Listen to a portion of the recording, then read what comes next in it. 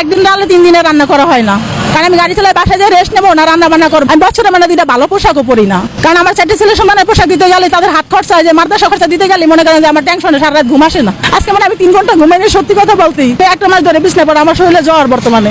বিয়ে কেন করলেন? বিয়ে কেন করলাম না, আপনারা তো দেখতে পাচ্ছেন যে আপন বাপরে বিশ্বাস নেই, তো আমি একজন বিয়ে করলে যে আমার মেয়েগুলো যে মেয়ের মতো দেখবে কোনো বিশ্বাস আছে?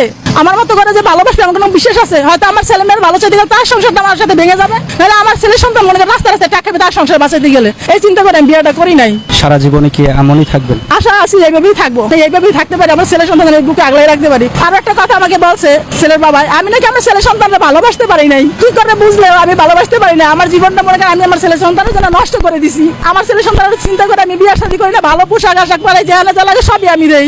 শ্বশুর বাড়ি থেকেও কোনো সাপোর্ট পাইলেন? না, কে কখনো কোনো সাপোর্ট করে না আমাকে। নিজের বাড়ির থেকে মানে আমরা দরিদ্র পরিবার, যতটুকু পারছে মানে টাইনের কিছু রাখছে। আজকে মনে করেন স্ত্রী মারা গেলে মনে করেন কালকে বিয়ার জন্য মনে করেন যে পাগল হয়ে যায়।